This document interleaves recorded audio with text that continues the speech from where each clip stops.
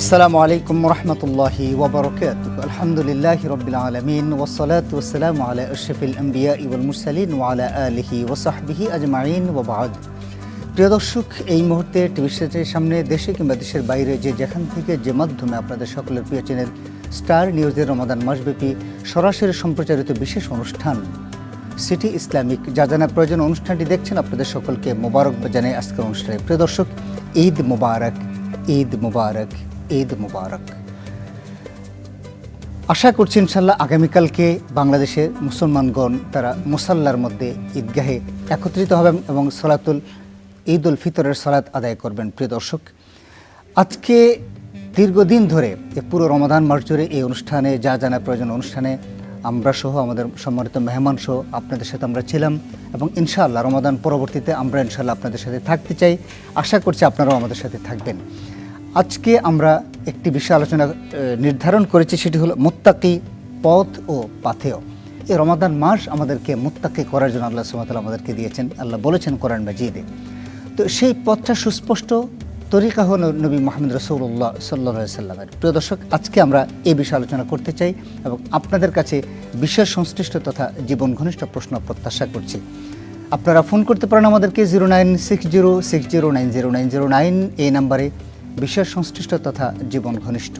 আর এই বিষয়ে আলোচনা করার জন্য আমরা স্টুডিওতে আমন্ত্রণ জানিয়েছি দেশবরণ আলেম দ্বীন, বিশিষ্ট লেখক, গবেষক ও কলামিস্ট, আমাদের প্রিয় মানুষ, প্রিয় মুখ, প্রফেসর ডক্টর মোহাম্মদ মনজুর ইলাহি।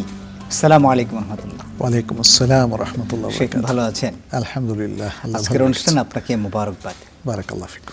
প্রিয় দর্শক, পুরো একটি মাস জুড়ে আমরা যে প্রশ্নগুলো জেনেছি, সার্থকতা তখন হবে যখন আমরা সেটিকে আমলে রূপান্তরিত করব, আমরা মেনে চলব, অপরকে মানার জন্য পরামর্শ দেব এবং বলবো।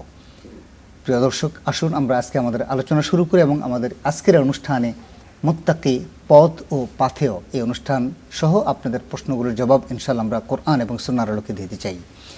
শেখ, আজকে আপনার কাছে আমাদের প্রথম জিজ্ঞাসা, পথ সুস্পষ্ট, আল্লাহ সুবহানাহু ওয়া তাআলা সুস্পষ্ট পথ দিয়ে দিয়েছেন, তরিকাও জানিয়ে দিয়েছেন, দায়িত্ব হলো আমাদেরকে আল্লাহ এই স্বাধীনতা কেন দিলেন যে ভালো এবং মন্দ বোঝার? যদি একটু বুঝিয়ে বলতেন। বিসমিল্লাহ, আলহামদুলিল্লাহ, ওয়াসসালাতু ওয়াসসালামু আলা রাসূলিল্লাহ ওয়া আলা আলিহি ওয়া আসহাবিহি ওয়া মাওয়ালা। যেহেতু আল্লাহ সুবহানাহু ওয়া তাআলা দুনিয়ার জীবনকে দারু বালা অর্থাৎ পরীক্ষার হল হিসাবে নির্ধারণ করেছেন, সেখানে যদি স্বাধীনতাই না থাকলো, তাহলে আমরা ভালো যদি করতে বাধ্য হই, মন্দ দিকে যাওয়ার সুযোগ না থাকে, তাহলে তো বাধ্যতামূলক সবাই ভালো হয়ে যেত। আল্লাহ এই পরীক্ষার জন্যই আমাদেরকে সমান সুযোগ করে দিয়েছেন। যে চায় সে ঈমান আনতে পারবে, আর যে চায় সে কুফরি করতে পারবে। যে চায় সে ভালো পথে চলতে পারবে, যে চায় সে মন্দ পথে চলতে পারবে। আল্লাহ সুবহানাহু ওয়া তাআলা কোরআনে কিন্তু একাধিক জায়গায় এই ধরনের নির্দেশনা দিয়েছেন। ফামান শাআ ফালইউমিন ওয়া মান শাআ ফালইয়াকফুর, এই যে এভাবে বলেছেন। তারপরে বলেছেন তাদের জন্য আমরা দুটো পথ উন্মুক্ত করে দিয়েছি, সুস্পষ্ট করে দিয়েছি। তারপরে আপনার দেখা যাচ্ছে যে আমালে সালেহের সুযোগ যেমন আছে, তেমনি আমালে সালেহের বিপরীতেও মানুষ কাজ করার সুযোগটা পাচ্ছে। ফলে যেমন আল্লাহ সুবহানাহু ওয়া তাআলা সূরা তাবারাকার মধ্যে স্পষ্ট করে দিয়েছেন পরীক্ষাটাই হচ্ছে মেইন। আল্লাহ তিনি বলছেন, আল্লাযী খালাকাল মাউতা ওয়াল হায়াতা লিয়াবলুয়াকুম আইয়ুকুম আহসানু আমালা। তিনি জন্ম মৃত্যু সব কিছু সৃষ্টি করেছেন যেন তিনি পরীক্ষা করতে পারেন যে কে কর্মে উত্তম, অর্থাৎ কে আল্লাহর জন্য কাজ করছে, কে ঈমানের মধ্যে আছে এবং কে সঠিক কাজটা করছে। আহসানু আমালা মানে উলামায়ে কেরাম বলেছেন, যেমন ইবনু কাসির সহ, আয়ে আখলাসু আমালান ওয়া আসওয়াবাহ, অর্থাৎ কে আল্লাহর জন্য কাজ করছে, কার ইখলাস আছে এবং কে সঠিক কাজটা করছে, অর্থাৎ কে নবী সাল্লাল্লাহু আলাইহি সাল্লামের পথ অনুসরণ করে কাজ করছে। তো এই জিনিসটাকে এস্টাবলিশ করার জন্যেই যে কে আসলে আল্লাহর কথা মানছে, কে মানছে না, কে আল্লাহর পথে চলছে আর চলছে না, সেই জন্য আল্লাহ তাআলা দুনিয়ায় এত অপার স্বাধীনতা তিনি দিয়ে দিয়েছেন, সুযোগ দিয়ে দিয়েছেন। তার মানে এটি হলো বান্দারা চাইলে তারা যে কোনো একটা জিনিস গ্রহণ করতে পারে, করে সে তার নিজের কল্যাণ এবং অকল্যাণ নিজেই বেছে নেয়, অন্য কেউ তাকে বেছে নেওয়ার পরামর্শ দিতে হয় না, নিজেই বেছে নেয় বান্দা, নিজেই বেছে নেওয়ার অধিকার এবং স্বাধীনতা দুটোই তার আছে। আল্লাহ তাআলা এমনভাবেই সৃষ্টি করেছেন। তবে অন্যরা তো অবশ্যই তাকে প্রভাবিত করতে পারে। জি। যেমন আল্লাহ সুবহানাহু ওয়া তাআলা দুনিয়াতে পরীক্ষাকে আরও কঠিন এবং জটিল করার জন্য তিনি শয়তানকে পাঠিয়েছেন, তাই না?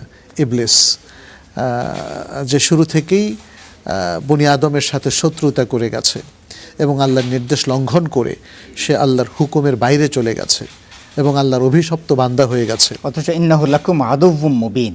যে আবা ওয়াস্তাকবারা ওয়া কানা মিনাল কাফিরিন, সে যখন আল্লাহ তাআলা তাকে বনি আদম আলাইহিস সালামকে সিজদা করতে বললেন, সে কিন্তু সে কথা শুনেনি এবং সে অস্বীকার করেছে, সে অহংকারী হয়েছে এবং সে কাফের হয়ে গেছে। ধন্যবাদ শেখ আপনাকে। আমরা একটা টেলিফোন নিয়ে তারপর আপনার কাছে আমরা আসতে চাই। জি, আসসালামু আলাইকুম রহমতুল্লাহ। প্রিয় দর্শক, পরিচয় দিয়ে প্রশ্ন করুন। সম্ভবত লাইনটি ড্রপ করেছে। প্রিয় দর্শক, আপনি আবার চেষ্টা করুন। শেখ, আপনার কাছে এবার আমরা যে বিষয়টা জানতে চাচ্ছি, আমি কখন বুঝবো যে আমি মুত্তাকি? এই যে রমাদান মাস আমাদেরকে আসলে মুত্তাকি করার জন্য আল্লাহ আমাদেরকে রোজা দেন, আমি কখন বুঝবো যে আসলে আমি মুত্তাকি? জি, ধন্যবাদ। আমার মনে হয় আগের প্রশ্নের ধরে একটু যদি আসি আমরা, আল্লাহ তাআলা আমাদেরকে যে ভালো মন্দ পথ দিয়েছেন তার মধ্যে ভালো পথটা হলো তাকওয়ার পথ। জি, তো তাকওয়াটা যে কোনো মুসলিমের জন্য খুবই গুরুত্বপূর্ণ একটা প্রসঙ্গ। তিনি যদি মুত্তাকি হতে না পারেন তাহলে তিনি ঈমান থেকে অনেক দূরে চলে যাবেন। মুত্তাকি হতে না পারলে পাপের সাগরে মানুষ সাধারণত ডুবে যায়। মুত্তাকি শব্দ এর অনেকগুলো অর্থ আছে। জি। যে পাপকে পরিহার করে, পাপ বর্জন করে, যে আল্লাহকে ভয় পায়, যে আল্লাহ ভীরু, আল্লাহ সম্পর্কে সচেতন, এমন ব্যক্তি হচ্ছে মুত্তাকি। তো আমরা যদি তাকওয়ার উপর থাকতে পারি, অর্থাৎ পাপ বর্জন করে আমলে সালেহের উপর থাকতে পারি এবং আল্লাহকে ভয় করে সার্বক্ষণিক নিজের মধ্যে একটা তাকওয়ার অনুভূতি জাগ্রত রাখতে পারি, তাহলে কিন্তু আমরা মুত্তাকি হতে পারি এবং তাহলেই আমরা সত্যিকার ইমানদার এবং সত্যিকার ভালো প্র্যাকটিসিং মুসলিম হতে পারি। তাকওয়ার পথ থেকে সরে গেলেই কিন্তু ইসলামের পথ থেকে সরে যাওয়া হয়। এই জায়গায় আসতে চাই, আসলে খুব গুরুত্বপূর্ণ কথা আছে মুত্তাকি নিয়ে। আমরা একটা টেলিফোন দিয়ে আসি। আসসালামু আলাইকুম রহমতুল্লাহ। প্রিয় দর্শক, পরিচয় দিয়ে প্রশ্ন করুন। ওয়ালাইকুম আসসালাম। আমি চট্টগ্রাম থেকে বলতেছি। জি, এখন বোন। আমার স্বামীর মানে আমার 3 ভাইয়ের সম্পদ ছিল আমার শ্বশুরের। আমার 2 ভাইয়ের একসাথে মিলে আমার স্বামীকে মানে কষ্ট যন্ত্রণা দেয়।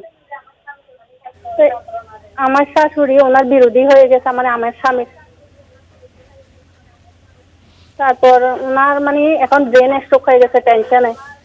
ওনারা বলতেছেন যে আমার স্বামী নাকি এটা অভিশাপে নাকি স্ট্রোক হয়ে গেছে, মানে জায়গা সম্পত্তি অনেক কষ্ট দিছে বেচারা। জি, ধন্যবাদ বোন আপনাকে। আমরা আপনার প্রশ্নটা বুঝতে পেরেছি, ইনশাল্লাহ আপনার প্রশ্নের জবাব দেবেন ইনশাল্লাহ। শেখ, আমরা যে কথায় ছিলাম যে আসলে আমি কখন বুঝবো যে আমি মুত্তাকি? জি, এখন সেজন্য আমরা একটু আগে থেকে আসলাম যে তাকওয়া না বুঝলে তো মুত্তাকি হওয়া যায় না। জি, জি। অতএব তাকওয়ার সুস্পষ্ট জ্ঞান থাকতে হবে, কিভাবে একজন লোক মুত্তাকি হতে পারে, তাকওয়া ভিত্তিক জীবনযাপন করতে পারে, সেটি আমি ফলো করছি কি না। যদি করে থাকি তাহলে তো আমি বুঝবো যে আমি মুত্তাকি। তো সাধারণত তাকওয়ার পথটা হচ্ছে ভালো কাজ করা, সওয়াবের আশায়, ইখলাসের সাথে, আর খারাপ কাজ থেকে বর্জন করা, আল্লাহ শাস্তি থেকে বাঁচার উদ্দেশ্যে, আল্লাহকে ভয় করে। তাহলে এই যে তাকওয়ার দুটো সাইড, আমাকে এখন নিজেকে দেখতে হবে আমি কি ভালো কাজ করছে কিনা, তাই না? ভালো কাজ মানুষ দুভাবে জানে, এক ওহির মাধ্যমে, দুই ওহি ছাড়াও কিন্তু সে বুঝতে পারে অনেক সময় যেটা ভালো কাজ হচ্ছে, তার বিবেক সেটা সাড়া দেয়। বিবেক সেটা পক্ষে সাড়া দেয়। তো এই দুই প্রকার কাজকে ইসলাম কিন্তু এন্ডোর্স করে, বলে যে হ্যাঁ এটা ভালো। তো আমাদের বিবেকের দিক থেকে যেগুলো ভালো কাজ এবং শরিয়ার দিক থেকে যেগুলো ভালো কাজ, সেটা আমাকে নিশ্চিত করতে হবে। যেমন আপনি ইবাদত গুজার কিনা, আপনি সালাত, সওম, হজ, যাকাত, যে ফরজ আমলগুলো আল্লাহ তাআলা দিয়েছে সেগুলো করছেন কিনা, পাশাপাশি আপনার সাধ্য অনুযায়ী ভালো কাজ, নফল কাজ, নফল সাদাকা এগুলো করছেন কিনা। দ্বিতীয়ত হচ্ছে যেটা সবচেয়ে বেশি গুরুত্বপূর্ণ তাকওয়ার জন্য, সেটা হচ্ছে পাপকে বর্জন করা। তাইলে ইসলাম কোন কোন কাজকে পাপ হিসাবে ঘোষণা করেছে, কোন কোন কাজকে হারাম ঘোষণা করেছে, সেগুলো সব কিছু থেকে আপনি নিজেকে পরহেজ করছেন কিনা, এই জিনিসগুলো যদি আমি নিশ্চিত হতে পারি, আমার নিজের মধ্যে আমি চর্চা আনতে পারি, তাহলে আমি বুঝতে পারবো যে আমি তাকওয়ার পথে চলেছি। তবে একজন ব্যক্তি নিজেকে মুত্তাকি বলবে কিনা, অবশ্যই না। আপনি যতই চেষ্টা করেন না কেন, আপনার কিন্তু কিছু ভুল বিভ্রান্তি থাকবে। তাহলে আমাদের করণীয় হচ্ছে অবিরাম তাকওয়ার পথে চলা, মুত্তাকি হওয়ার জন্য সর্বাত্মক চেষ্টা করা।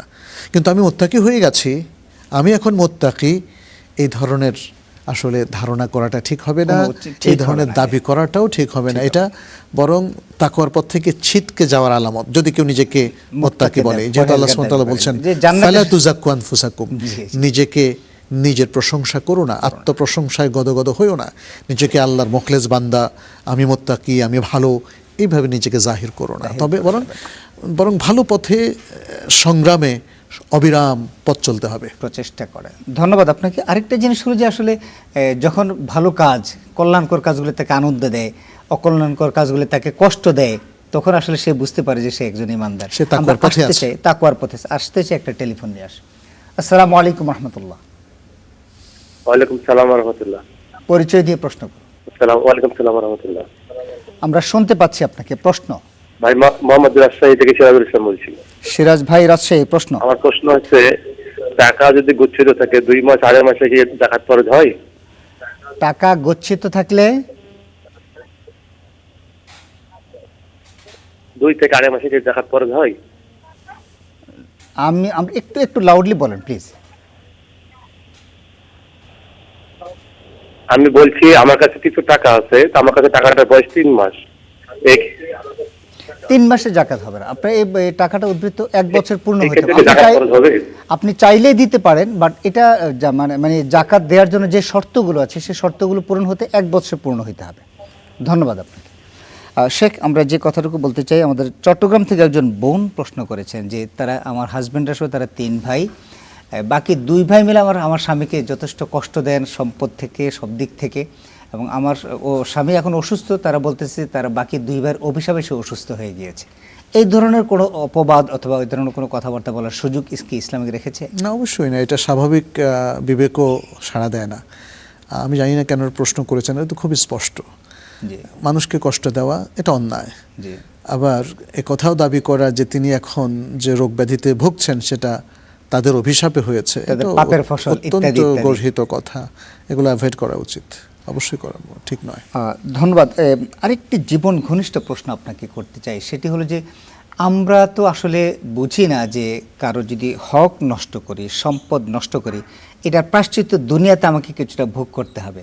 কিন্তু ঠিকই কিন্তু আমরা অনন্য অ্যাক্সিডেন্ট করে, অনন্য স্ত্রী সন্তানদের অসুস্থতায়, পরিবার অসুস্থতায়, নিজের অসুস্থতায় সেইগুলো কিন্তু রিকভারি হয়ে যায়। কিন্তু আসলে আমাদের এই বোধগম্যটা হওয়া উচিত কিনা যে আমরা কারো হক নষ্ট করব না অথবা কাউকে কোনো ক্ষতি করব না, এটা সম্পর্কে যদি একটু বলতেন। অবশ্যই যে কোনো পাপের একটা জাগতিক ফলাফলও আছে, এবং আর পারলৌকিক মূল ফলাফল তো বাকিই থাকবে, সেটা তো আল্লাহ বিচারের শেষে দেবেন। এবং আল্লাহ তাআলা নিজে নির্ধারণ করে দিয়েছেন যে প্রত্যেক পাপের কি কি শাস্তি হতে পারে। অধিকাংশ পাপের শাস্তি তিনি নির্ধারণ করে দিয়েছেন এবং সেটা ভয়াবহ শাস্তির কথা কোরআন সুন্নাহ উভয়খানে বর্ণিত হয়েছে। যেমন সুদ, ঘুষ, চুরি, চামারি, ডাকাতি, অন্যায়, মানুষের অধিকার হরণ করা ইত্যাদি। এখন দুনিয়ার শাস্তিটা আসলে এক্স্যাক্টলি কি হবে এটা কিন্তু আল্লাহ নির্ধারণ করে দেননি।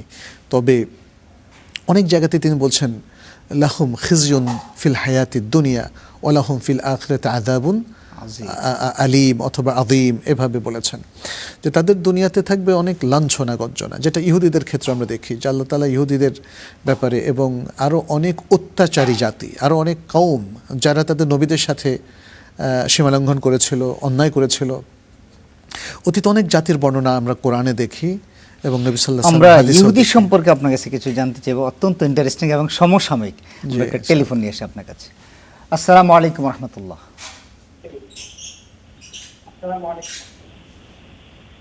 জি আসসালামু আলাইকুম। ওয়ালাইকুম আসসালাম। পরিচয় দিয়ে প্রশ্ন করো। মোহাম্মদ সামিউল, আমি মোহাম্মদ সামিউল বলছি, রাজশাহী জেলা। জি আমি বলতে চাচ্ছি, তারা আমার তো কোনো টাকা পয়সা নাই, কোনো রকম বাড়ি আছে একটু বা জায়গা আছে, ক্যাশ টাকা নাই, কিন্তু আমি 22 বছর আগে কুরবানি দিচ্ছি আল্লাহ দিয়াতে। আমার কি কুরবানি এটা কি সহি সালামত হবে? আমরা আপনার প্রশ্নটা আসলে স্পষ্ট বুঝতে পারছি না, যদি আপনি একটু স্পষ্ট করে আমাদেরকে আরেকবার একটু বলেন। জি, আমি আজকে দীর্ঘ 22 বছর হলে আমি কুরবানি দিচ্ছি, আল্লাহর ওয়াস্তে কুরবানি দিচ্ছি। জি, কোরবানি দিচ্ছেন, হ্যাঁ। তো আমার তো কোনো টাকা পয়সা নেই, ক্যাশ টাকা নাই বা জায়গা জমি কম আছে, তো আমার কি কুরবানি এটা কি খরচ হবে? আচ্ছা, আপনার টাকা পয়সা না থাকলে কোরবানি ফরজ হবে কিনা? ধন্যবাদ আপনাকে। আরেকজন দর্শক আছেন আমাদের সাথে। আসসালামু আলাইকুম রহমতুল্লাহ। ওয়ালাইকুম আসসালাম। হ্যালো। আমরা শুনতে পাচ্ছি আপনাকে। ওয়ালাইকুম আসসালাম, পরিচয় দিয়ে প্রশ্ন করুন। জি জি জি জি, আমি ঢাকা থেকে বলছিলাম। আমার নাম হলো সালিম উদ্দিন। আমি আকীদা সংক্রান্ত একটা প্রশ্ন রাখতে চাইছি। প্লিজ, আকিদার উস্তাদ আছেন আমাদের সাথে। হ্যাঁ, কারণ আমি যেটুকু জানি যে আকীদা হলো আমার ইসলামের বড় বুনিয়াদ, একটা খুঁটি। জি জি, আকীদা যদি বিভ্রান্ত হয়, ভুল হয়, তাহলে আমার যেটা বিশ্বাস যে আমি মুসলিমের হিসাবে গণ্য হলাম না। তো সেই আকীদাটা, তো তার আগে বলে দিই যে আমি শায়েখের একজন বিশিষ্ট বলতে পারেন, হ্যাঁ, উনি আমার একজন বেশ সম্মানিত একজন ব্যক্তি। আমি ওনার বক্তব্যগুলো বেশ করি, গুরুত্ব দিই। জি, প্রশ্ন। আমার প্রশ্নটা হলো এটাই যে আপনি শুনতে পাচ্ছেন তো? আমি শুনতে পাচ্ছি, হুজুর। প্রশ্নটা সংক্ষেপে জি করুন। জি জি জি, হ্যাঁ হ্যাঁ, আমি প্রশ্নটা রাখছি। আমার প্রশ্নটা হলো যে আমরা ইসলাম পেয়েছি আমাদের নবী মুহাম্মদ সাল্লাল্লাহু আলাইহি সাল্লামের মাধ্যমে। আপনি প্রশ্নটা কিভাবে করুন। পেয়েছি সে বিস্তারিত আমি যাচ্ছি না, হ্যাঁ, কিন্তু আমার প্রশ্নটা হচ্ছে যে আমার এই বাংলাদেশে সমাজে, হ্যাঁ, অধিকাংশ আলেমরা আছেন, তাদের মাধ্যমেই কিন্তু আমরা জ্ঞানগুলো পাচ্ছি। হ্যাঁ হ্যাঁ, তো সেই জ্ঞানটা হচ্ছে, সেই ধারণাটা হচ্ছে যে আমাদের নবী, মানে বলতে গেলে যেটাকে বলা যায় যে উনি মানুষ নন, ট্রান্সেন্ডেন্টাল, একটা এনলাইটমেন্ট। হ্যাঁ, এনলাইটমেন্ট, ট্রান্সেন্ডেন্টাল। কিন্তু আমি কোরআনে যেটুকু জেনেছি বিভিন্ন আয়াতের মধ্যে, তা আমি তো পণ্ডিত ব্যক্তি নয়, কিন্তু জানি যে আল্লাহ বলছি যে তুমি বলো, হ্যাঁ, যে আমি তোমাদের মতোই মানুষ। আপনার প্রশ্নটা যদি একটু কাইন্ডলি করতেন তাহলে আমাদের বুঝতে আরো সহজ হতো। অসংখ্য দর্শক থাকে আমাদের লাইভে। এরপর বিভিন্ন পুস্তকেও যেটা আমি দেখতে পাচ্ছি, হ্যাঁ আমি শেষ করে দিচ্ছি বলে, বিভিন্ন পুস্তকেও দেখতে পাচ্ছি যা যে বর্ণনা, এমনকি সিরাতের বর্ণনাতেও দেখা যাচ্ছে যে আমাদের নবী মানুষ ছিলেন। শুধু পার্থক্য হলো আমাদের সঙ্গে যে আল্লাহ ওনার প্রতি ওয়াহী নাযিল করতেন। তো এই যে আলেম সমাজরা এক শ্রেণীর বলে যে উনি মানুষ নন, এটা কতটুকু সত্য, এটাই আমার প্রশ্ন। যে তাহলে কি আমরা ভুল? ধন্যবাদ আপনাকে। খুব আপনি লম্বা করে আমাদেরকে কিছু বিষয়ে জানালেন এবং আপনি একটা ছোট্ট প্রশ্ন করলেন। আমরা আপনার প্রশ্নের জবাব দিব ইনশাআল্লাহ। শেখ, আপনার কাছে এবার আমরা যে প্রশ্নটা রাখতে চাই সেটি হলো যে রাজশাহী থেকে একজন ভাই প্রশ্ন করেছেন, টাকা না থাকলে আমার জন্য কোরবানি ওয়াজিব হবে কিনা? কোরবানির ব্যাপারে দুটো মত আছে। যারা সামর্থ্যবান তাদের জন্য এটা, কেউ কেউ বলেছেন ওয়াজিব, আর প্রচুর ওলামায়ে কেরাম বলেছেন কোরবানি সুন্নাতে মুআক্কাদা। তো সুন্নাতে মুআক্কাদাকে আবার কেউ কেউ বলেন যে এটা ওয়াজিবের কাছাকাছি। কিন্তু মনে রাখতে হবে ওয়াজিব হচ্ছে যেটা না করলে পাপ, করলে সওয়াব। আর সুন্নাহ হচ্ছে যেটা করলে সওয়াব, না করলে কোনো পাপ নেই। তো এই ভাই কিন্তু স্পষ্ট করে দিয়েছেন তার কিন্তু সামর্থ্য নাই, এবং তারপর আরেকটা কথা বলেছেন, তারপর তিনি কোরবানি করছেন। এখন সামর্থ্য না থাকলে কোরবানি কোথায় করছেন সেটা তো আর বলেননি। তাতে বোঝা গেল যে ন্যূনতম সামর্থ্য তার আসলে আছে। তবে যেহেতু সামর্থ্য নাই বা তিনি হয়তো একটু কঠিন অবস্থায় আছেন, এতটুকু বোঝা যায়, তাতে তার উপর কোরবানি অবশ্যই ওয়াজিব নয়। আর যদি আমরা ধরে নেই যে মতটা সুন্নাত মুআক্কাদা বলছে, তাহলে তো সেটা কোনো অবস্থাতেই ওয়াজিব বলে না। তারা বলে যে এটা করাটা সুন্নাহ, ইসলামের একটা বড় ধরনের আমল, বড় ধরনের ইবাদত। কোরবানি তো অনেক বড় ইবাদত, তাই না? অতএব যারা পারে তারা যেন কোরবানি করে। আমরাও সেটাই বলবো। উনি পেরেছেন, আলহামদুলিল্লাহ। যদি কখনো না পারেন, কোনো সমস্যা নেই। ধন্যবাদ আপনাকে। আমরা ছোট্ট একটা বিরতি নিয়ে আপনার কাছে আসতে চাই। আমরা একটা প্রশ্ন করেছিলাম ইহুদি সম্পর্কে, আপনাদের কাছ থেকে জানতে চাই ইহুদিদের উৎপত্তি থেকে তারপরে কার্যক্রম আজকের পৃথিবী পর্যন্ত, এই ছোট্ট সময়ের মধ্যে আপনার কাছে ইহুদিদের সম্পর্কে একটু আলোচনা আমরা শুনতে চাই ছোট্ট একটা বিরতির পর। প্রিয় দর্শক, আপনারা দেখছেন সিটি ইসলামিক যা জানা প্রয়োজন।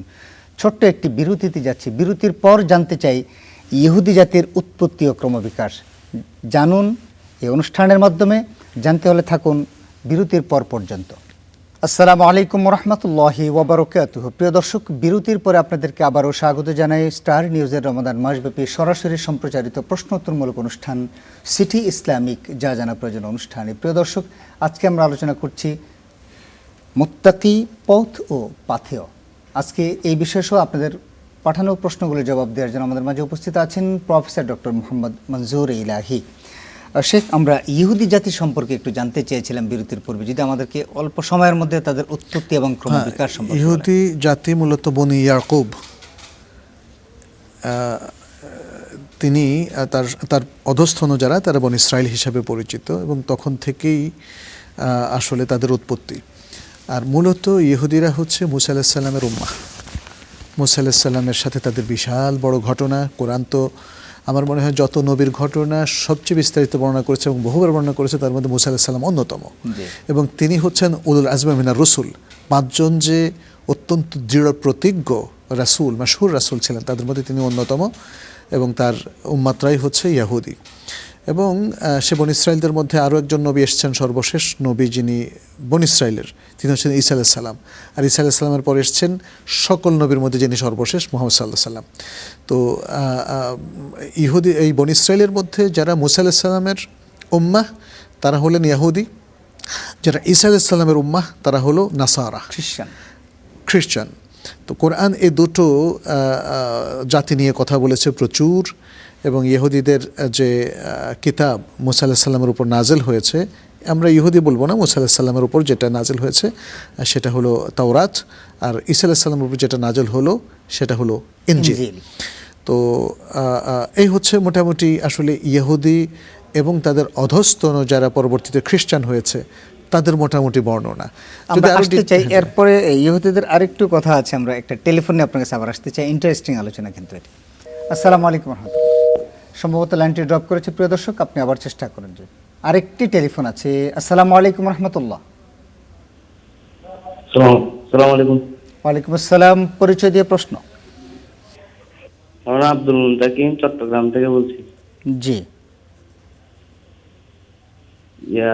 দুরুদে হাজারি শরীফ সম্পর্কে জানতে চাচ্ছিলাম।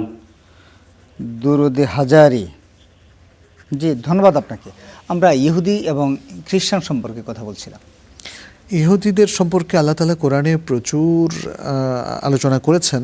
তাদের যে সীমালঙ্ঘন এবং তারা যে পাপের পথে অনেক বেশি অগ্রসর ছিল, তারা যে বিভিন্ন নবী রাসূলদেরকে হত্যা করেছে তাদের নিজেদের বংশেরই, সে কথাগুলো কিন্তু আল্লাহ কোরআনে একদম ডিটেলস বর্ণনা করেছেন।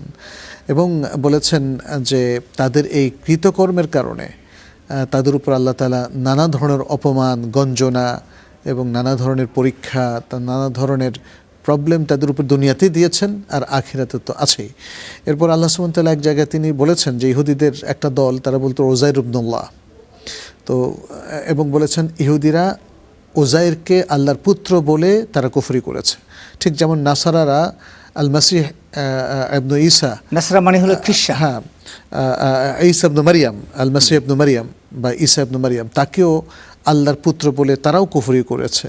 তো এই ধরনের নানা বর্ণনা কিন্তু আমরা দেখি।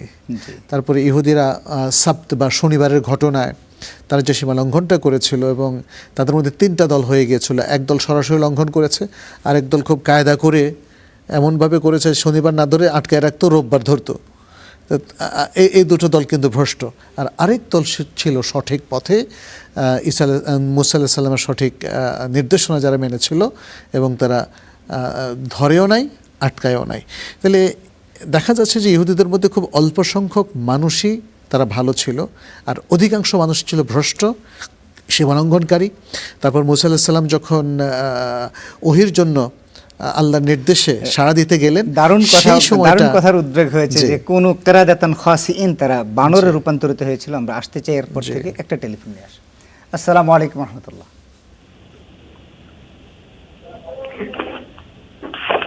হ্যাঁ বলেন। আসসালামু আলাইকুম। প্রিয় দর্শক, পরিচয় দিয়ে প্রশ্ন করুন। আমার নাম অর্ণব। জি,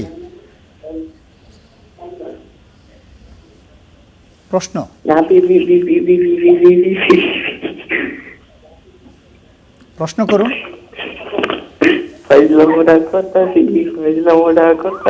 ধন্যবাদ আপনাকে। জি, শেখ, আমরা কথা বলছিলাম যে যে মুসা আলাইসাল্লাম মোহাম্মদরা হলো ইহুদি, মুসা আলাইসাল্লাম আল্লাহর সাথে কথাবার্তা বলার জন্য তিনি তুর পাহাড়ের দিকে যখন যাবেন। গিয়েছেন তখন সেই সময়ে তাদের মধ্যে সামেরি নামক একজন ব্যক্তি তাদেরকে পথভ্রষ্ট করেছে এবং একটা গোবাছুরকে মানে তাদের ঈশ্বর কিংবা ইলাহ হিসাবে নির্ধারণ করে দিয়েছে এবং একটা গোবাছুর বানিয়ে তার মধ্যে কৃত্রিমভাবে কথা সৃষ্টি করে তাকে বলেছে ইনি হচ্ছেন তোমাদের আসলে রব, ইলাহ ইত্যাদি নানা ধরনের কীর্তিকলাপের সেই সামিরির কাহিনী। ঘটনা। যে সামিরির ঘটনা, মানে আমরা যেটা দেখি আর কি, যে এটা একটা জাতি যারা খুবই দুর্বিনীত ছিল।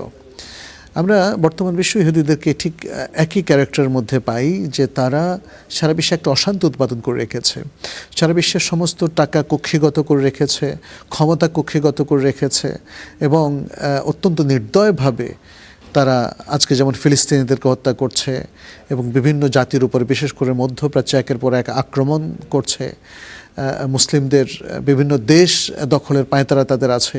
ঠিক একই ঘটনা তারা কিন্তু নানা রূপে তৎকালীন সময় করেছিল। তারা মুসা আলাইহিস সালামকে কখনোই শান্তিতে থাকতে দেয় নাই। মুসা আলাইহিস সালামের উম্মত হওয়ার পরেও তারা মুসা আলাইহিস সালামের কাছে কত রকমের খাদ্য তারা করত। মানে মানুষের তো অকৃতজ্ঞতার একটা সীমা থাকে। মুসা আলাইহিস সালাম তাদেরকে নিয়ে সমুদ্র পার হলেন, পার হওয়ার পরপরই তারা মুসা আলাইহিস সালামের সাথে বিদ্রোহ করা শুরু এরপরে যুদ্ধে গিয়ে তারা বলে যে তুমি এবং তোমার রবকে যুদ্ধ করো, আমরা পারবো না। মানে তাদের আমরা যা দেখি না তা বিশ্বাস করি না। তারপরে তুর পাহাড়ে তারা দেখতে গেলেন, এতে মান্না সাল্লাল্লাহু পাঠালো। মান্না সাল্লাল্লাহু পাঠানোর পরে তাদের বলে যে আমাদের এগুলো ভালো লাগে না, পেঁয়াজ রসুন এগুলো দাও, এগুলোকে আমরা একটু করে করে খাই। এবং তারা এত বেশি, সবচেয়ে বেশি নবী হত্যা করেছিল এই ইহুদিরা, নবী এবং রাসূলদেরকে হত্যা করেছে। আমরা একটা টেলিফোন নিয়ে আসতে চাই। আসসালামু আলাইকুম রহমতুল্লাহ। ওয়ালাইকুম আসসালাম রহমতুল্লাহ। আমি গাজীপুর থেকে বলছিলাম হুজুর, রিয়াজউদ্দিন।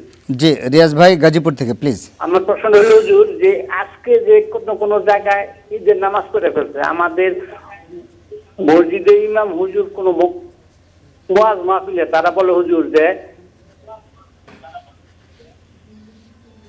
চাঁদ দেখে রোজা রাখবেন, চাঁদ দেখে রোজা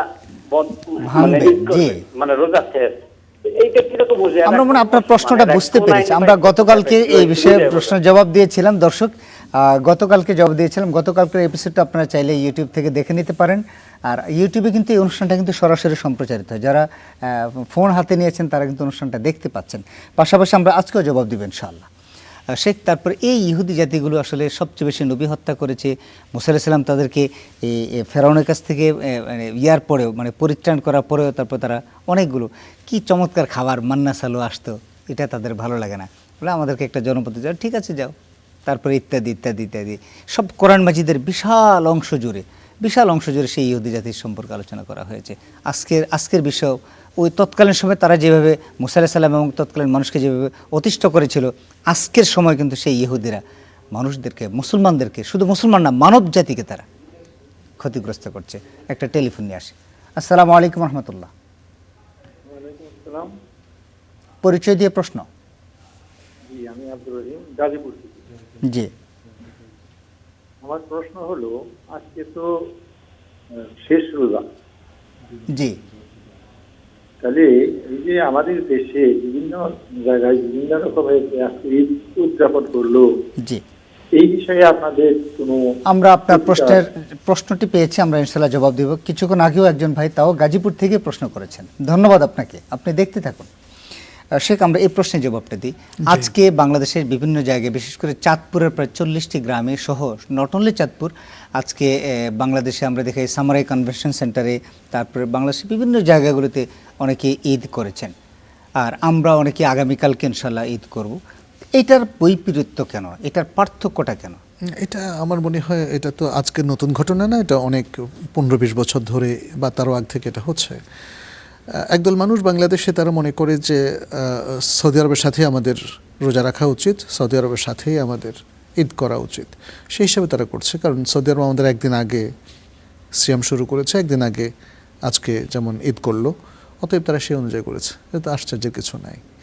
আর আমরা যারা আজকে সিয়াম রেখেছি, আমাদের আমলটা হচ্ছে লোকাল মুন সাইটিংয়ের ভিত্তিতে। লোকাল মুন সাইটিং বলতে রিজিওনাল, যেটা একটা টেরিটরিতে, এক এক টেরিটরিতে চাঁদ দেখা যায় এক এক সময়। যেহেতু পৃথিবীটা গোল আমরা জানি, তাই না? চাঁদ যখন প্রথম জন্ম নেয় তখন সব দেশ কিন্তু একসাথে দেখে না, এটা সম্ভব না, এটা সম্ভব না। তো যেহেতু রাসূল সাল্লাল্লাহু আলাইহি ওয়াসাল্লাম বলছেন সুমুল রুইয়াতিহি ওয়া আফতিরু লিরুইয়াতিহি, তোমরা চাঁদ দেখে রোজা রাখো, চাঁদ দেখে রোজা ভেঙে ঈদ করো। অতএব এর ব্যাখ্যা এতকাল যাবৎ যেটা চর্চা হয়ে এসছে, যে তার টেরিটরিতে চাঁদ দেখে সে অনুযায়ী তারা দেখে তারপরে ঈদ করে, দেখে রোজা রাখে। আর অনেক দূর দেশে যে চাঁদ দেখা গেছে এটা তো আগে জানার কোনো সুযোগ ছিল না।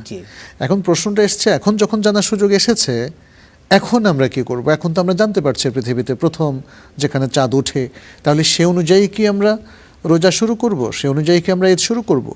এই ব্যাপারে আমাদের ওলামায়ে কেরামের দুটো মত আছে, দুটো মতেরই একটা ভ্যালিডিটি কিন্তু আছে, যেহেতু এটা ইজতিহাদি মত। রাসূল সাল্লাল্লাহু আলাইহি ওয়াসাল্লাম কিন্তু যুগান্তকারী কথা বলে যান নাই যে তোমরা যেখানেই চাঁদ দেখো পৃথিবীতে সবাই মিলে সেদিনই সিয়াম রাখবা, সেদিনই ঈদ করবা, এটা তো তিনি বলেননি। তিনি ইজমালিভাবে বলে গেছেন চাঁদ দেখে রোজা রাখো, চাঁদ দেখে। এখন কি সেটা একখানে দেখলে সারা বিশ্বের উপর অবধারিত হবে? এটা একটা মত। দ্বিতীয় মতটা হচ্ছে যে না, একসাথে সবখানে চাঁদ দেখা যায় না, দেখে রোজা রাখতে হবে। অতএব আমাদের রিজিয়নে, আমাদের দেশে আমরা যখন দেখব তখন আমরা সিয়াম রাখবো, তখন আবার চাঁদ দেখে আমরা ঈদ করব। এই যে দুটো মত হয়ে গেলে, এই দুটো মতের উপর মানুষ চলছে। এখন তৃতীয় আরেকটা মত হয়েছে। তৃতীয় মতটা হচ্ছে তারা বলে যে এই দেখা দেখির এটা কি জন্য? এটা হচ্ছে চাঁদ উঠেছে কিনা এটা সাব্যস্ত হওয়ার জন্য।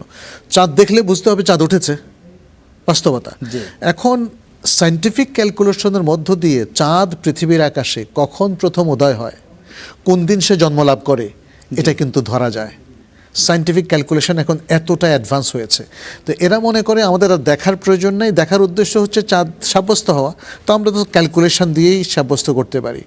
ফলে তারা চাঁদের উপস্থিতি পৃথিবীর আকাশে হলেই তারা সিয়াম রাখে, সেটা ভাঙে, যেটা আমরা গতকালকে দেখেছি। গতকালকেও আপনি জানেন চাঁদপুরে, গতকাল মানে বৃহস্পতিবার, চাঁদপুরে 7 জন মানুষ ঈদের নামাজ পড়েছে।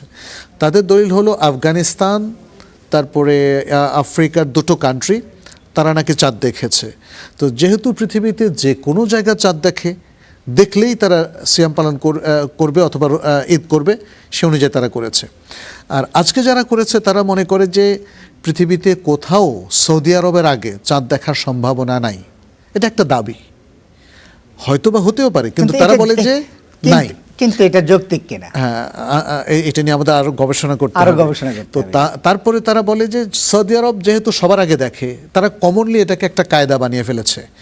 সৌদি আরব যেহেতু সবার আগে দেখে, তাহলে সৌদির সাথে মিল রেখে রোজা রাখবো এবং ঈদ করব। এখানে খুব মজার ব্যাপারও কিছু আছে। সৌদি আরবের বড় বড় শাইখদের মধ্যে আমরা মজার ব্যাপারটা একটু শুনতে চাই, একটা টেলিফোন নিয়ে আসি। আসসালামু আলাইকুম ওয়া রাহমাতুল্লাহ। অনেকক্ষণ ধরে অপেক্ষা করছেন। জি প্লিজ প্রশ্ন। রংপুর থেকে বলছিলাম, মোহাম্মদ নুরুল নবী হোসেন। জি, আমার প্রশ্নটা হচ্ছে, আমরা 3 ভাই, আমার 2 ভাইয়ের সাথে আমার সম্পর্ক ভালো, কিন্তু ওরা আমার সর্বদাই ক্ষতি করার চিন্তাধারা আছে আর করতেছে।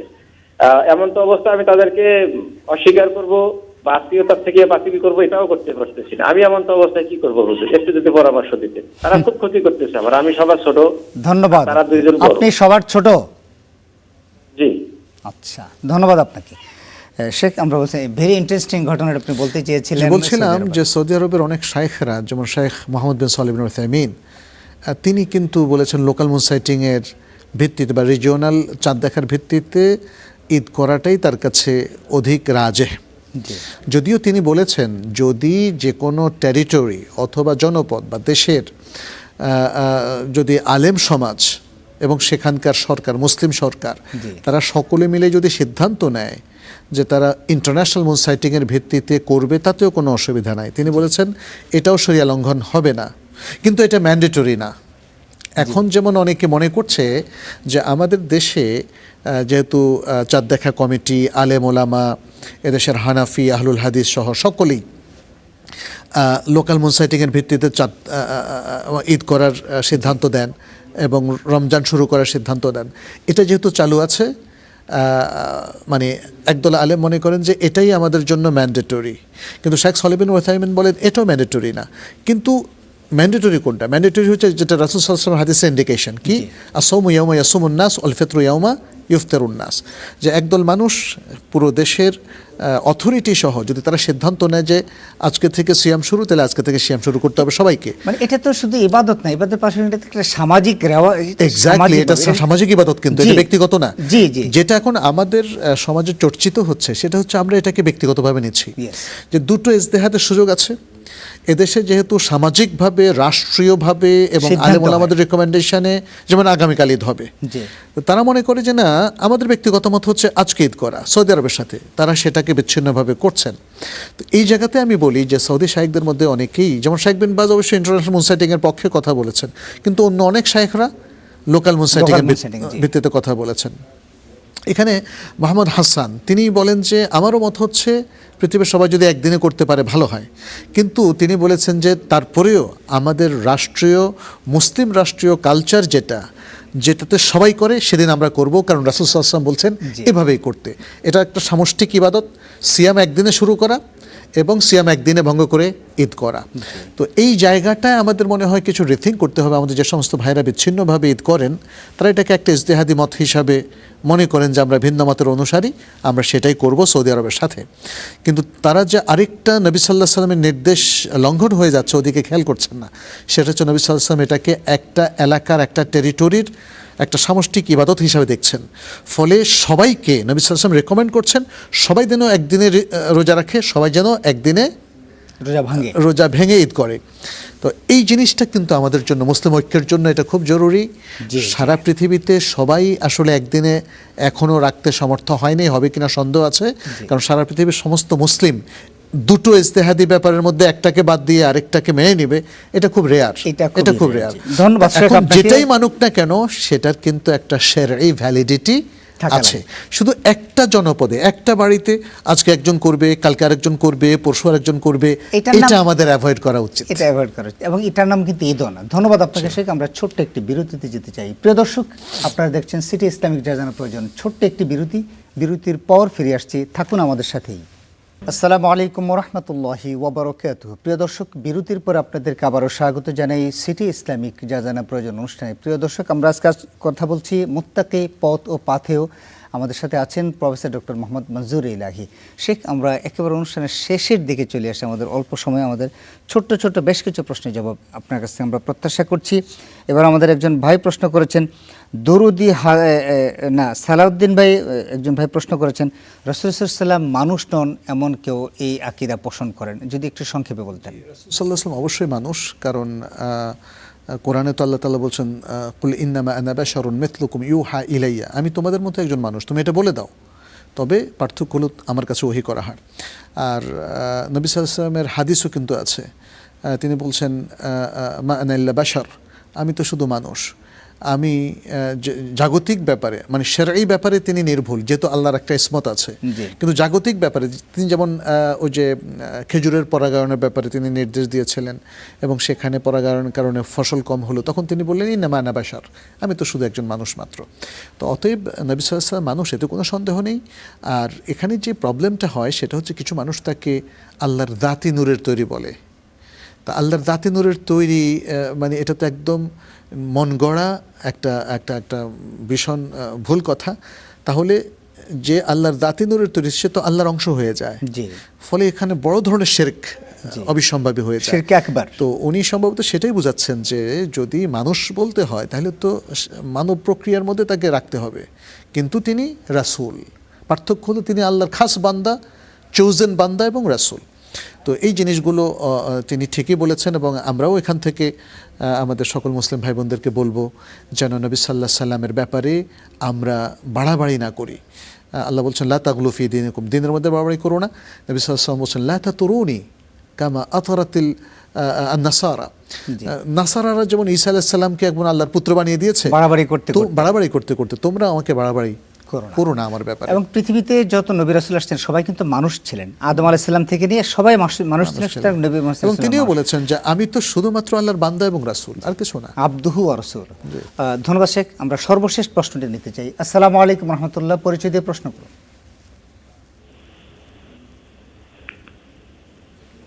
কে আছেন আমাদের সাথে? আসসালামু আলাইকুম। জি আসসালামু আলাইকুম। ওয়ালাইকুম আসসালাম। পরিচয় দিয়ে প্রশ্ন। জি আমি তিশা বলছি, ঢাকা থেকে বলছি।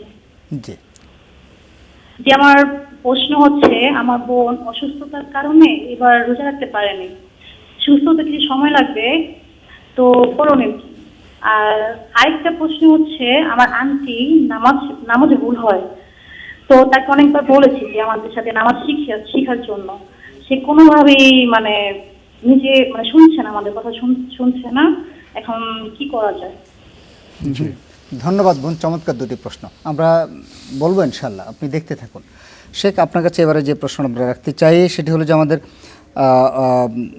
রাজশাহী থেকে সেই ভাই তো আমাদের প্রশ্ন আসলো, সালাউদ্দিন ভাই, তারপরে চট্টগ্রাম থেকে বলছেন যে দরুদে হাজারে নামে কোনো দরুদ আছে? আছে, কিন্তু এটা একটা অশুদ্ধ দরুদ, এই আমলটা করা যাবে না। পাথরের দরুদ, হাজার মানে পাথর। জি তো ধন্যবাদ পাথরের আপনাকে। দরুদ নামে নবী সাল্লাল্লাহু আলাইহি ওয়াসাল্লাম থেকে কোনো দরুদ সাব্যস্ত হয়নি, অতএব এটা পড়া যাবে না। গাজীপুর থেকে দুজন ভাই প্রশ্ন করেছেন আজকের ঈদ সম্পর্কে। আমরা তো বললাম যে ঈদ সম্পর্কে দুটি মত রয়েছে, আপনি চাইলে যেটা দুটোর যে কোনো একটা দিনে আপনি ফলো করতে পারেন। না, আমাদের রেকমেন্ডেশন হচ্ছে লোকালয়ের সাথে তিনি সিয়াম রাখবেন, লোকালয়ের সাথে তিনি ঈদ করবেন, সেটা যেই মতই হোক না কেন, এটা এতটুকু। ধন্যবাদ শেখ আপনাকে। রংপুর থেকে একজন ভাই প্রশ্ন করেছেন, আমরা 3 ভাই, আমি সবার ছোট, বাকি 2 ভাই কিন্তু আমাকে কষ্ট দেয়, আমি কি সম্পর্ক ছিন্ন করতে পারছি না? সম্পর্ক ছিন্ন করা যাবে না। আমার করণীয় কি? 3 দিন বড় জোর তিনি কথা বন্ধ রাখতে পারেন, বা কিন্তু এরপরে না, তাকে সিলাতুর রাহিম বজায় রাখতে হবে।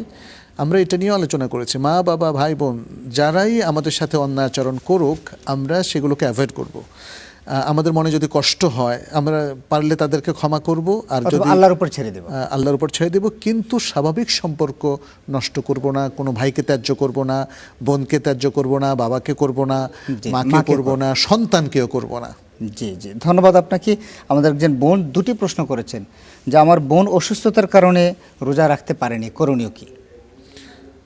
তিনি পরে কাজা করবেন, কারণ বোঝাই যাচ্ছে উনি সাময়িক অসুস্থ, ফলে তিনি হয়তো পুরো মাসই সিয়াম রাখতে পারেন নাই, তিনি হয়তো আরও 1-2 মাস বা 6 মাস পরে সুস্থ হয়ে যাবেন, তখন তিনি সুযোগ মতো পুরো বছর জুড়ে আস্তে আস্তে সেগুলো কাজা করবেন।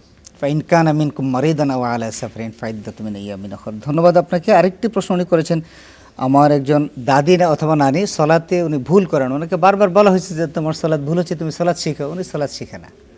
দোয়া করেন, তার জন্য দোয়া করতে হবে, আল্লাহ যেন তাকে হেদায়েত দেন, বুঝ দেন। এই আমাদেরকে মুত্তাকি বানিয়ে আল্লাহর লাভ কি? আল্লাহ আসলে এটা তো আল্লাহর একটা হিকমা, তিনি রব্বানা মা খালাকতা হাযা বাতিলা, হে আল্লাহ, হে রব, আপনি তো কোনো কিছুই অনর্থক সৃষ্টি করেননি, আল্লাহ একটা অর্থ ইচ্ছা নিয়ে সৃষ্টি করেছেন, ফলে তিনি আমাদেরকে পরীক্ষা করতে চান। সত্যিকার অর্থে আমি মোত্তাকি হওয়ার মধ্যে দিয়ে আল্লাহর কোনো লাভ নেই, আবার মোত্তাকি না হওয়ার মধ্যে আল্লাহর কোনো ক্ষতিও নেই, এটা স্পষ্ট। কিন্তু আল্লাহ অত্যন্ত মায়া করে আমাদেরকে, আল্লাহ আমাদেরকে রহম করতে চান, মোত্তাকি হলেই তিনি তার নিয়ম অনুযায়ী আমাদেরকে জান্নাত দিতে পারবেন।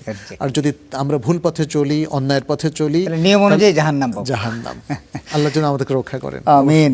সর্বশেষ প্রশ্ন আপনার কাছে, আসুন আমরা মহান রবের পথে চলি রাসূলের তরিকা অনুযায়ী, যদি একেবারে সংক্ষেপে যদি বলতেন। জি, আমাদের জন্য এটা খুবই জরুরি। 3টা জিনিস আমাদেরকে এনশিওর করতে হবে যদি আল্লাহর কাছে নাজাত পেতে চাই। 1 নম্বর ঈমান, ঈমান ছাড়া তো আল্লাহর কাছে কোনো অ্যাক্সেসই নাই।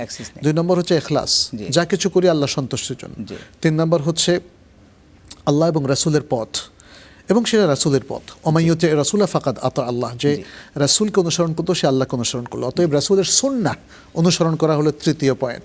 এই 3টা পয়েন্ট যে মুসলিম, নিশ্চিত করতে পারবেন, তিনি অবশ্যই নাজাত পাবেন এবং সফল মুসলিম হিসাবে গণ্য হবেন ইনশাআল্লাহ। জাযাকাল্লাহ শেখ, আপনি অনেকগুলো প্রশ্নের জবাব এবং রমাদানের আজকে শেষ এপিসোডে আপনি আমাদেরকে অংশগ্রহণ করে আমাদের দর্শকদেরকে প্রশ্নের জবাব দিলেন। আল্লাহ আপনাকে একটু পুরো সময় যে আপনি ছিলেন জাযা খায়ের দান করুন। আল্লাহ আপনাকেও জাযায়ে খায়ের দান করুন। আমিন আমিন। আমিন আমিন। প্রিয় দর্শক, এই ছিল আমাদের আজকের আয়োজন। পুরো মাস জুড়ে স্টার নিউজের পর্দায় আমরা ছিলাম আপনাদের সাথে, আপনাদের পাঠানোগুলোর প্রশ্নের জবাব কোরআন এবং সুন্নাহর আলোকে দিয়েছি। প্রিয় দর্শক, আবার একটি বছর পর আমাদের মাঝে রমজান ফিরে আসবে। আমরা মুত্তাকি হতে পেরেছি কিনা নিজেদেরকে নিজে প্রশ্ন করলে আমরা বুঝতে পারবো। আসুন না, এই পুরো রমজান মাসে আমরা যেভাবে সিয়াম, কিয়াম, সালাত, কিয়ামুল লাইল ইত্যাদিতে ব্যস্ত ছিলাম, এই বাকি 11টি মাস যেন আমরা এই ট্রেনিংয়ে চলতে পারি, এই হোক আমাদের অঙ্গীকার। এই প্রত্যাশা শেষ করছি আমাদের আজকের অনুষ্ঠান। ইনশাআল্লাহ রমাদান পরবর্তীতে আপনাদের সাথে আবারও দেখা হয়ে যাবে সেই প্রত্যাশায়। আসসালামু আলাইকুম ওয়া রাহমাতুল্লাহি ওয়া বারাকাতুহু।